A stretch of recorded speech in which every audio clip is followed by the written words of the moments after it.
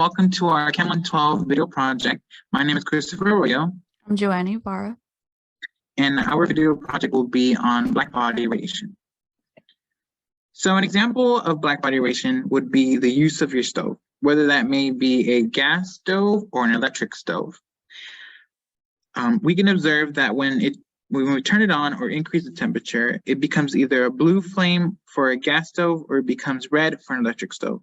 The cause of this is due to the increase in temperature of the object. As the temperature increases, the radiation emitted goes from a low frequency to a high frequency.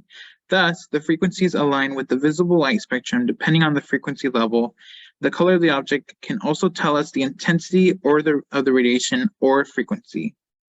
For a gas stove, a blue flame appears because it has a higher frequency, meaning it requires a higher temperature, whereas for an electric stove, it emits a red color, which means it has a lower temperature because red is at a lower frequency level than blue. An important thing to understand is that frequency and wavelength are universally proportional to each other, meaning at higher wavelengths, it corresponds to a lower frequency and vice versa. With that being said, we can look at this graph and find the relationship between frequency and visible light. As mentioned before, in terms of radiation, the reaction emitted goes from a low frequency to a higher frequency as the temperature increases. So as shown here on this graph, at 4,000 Kelvin, we can see that at about 700 nanometers, which is at a low frequency, our object will appear red in the visible light.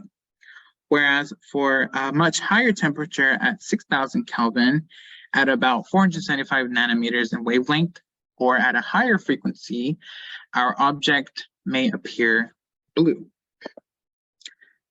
So how does this affect stars? So based on this graph, we can see that at about 18,000 Kelvin, stars appear blue. At about 6,000 Kelvin, stars appear yellow, and at about 4,000 Kelvin, stars appear red. And this can be explained with these three curves presented to you, where there is a black body curve and the three main colors for visible light. So as shown here, this black body curve interferes with the red colored wavelength spectrum, and thus some stars may appear red. And for this graph down below here, the black body curve triggers the blue wavelength because it's at the highest point, interferes with it. And so therefore, some stars appear blue. Whereas for this graph down below here, the black body curve goes above all three of our red, green, and blue wavelengths. And thus, from our point of view, or the cones of our eyes, it mixes up all of the colors together. And that's why when we're looking up to the night, the stars appear yellow.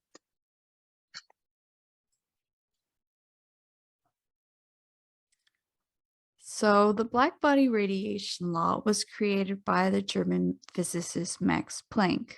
He derived this expression using the previous law that tried to explain black body radiation called Rayleigh-Jean's law.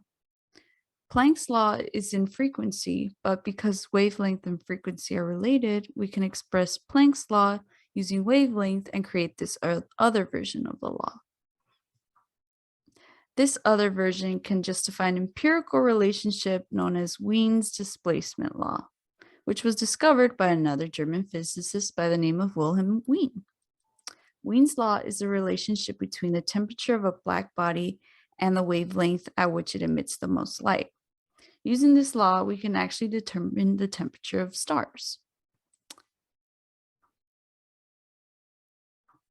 Here we have Orion the Hunter, a constellation.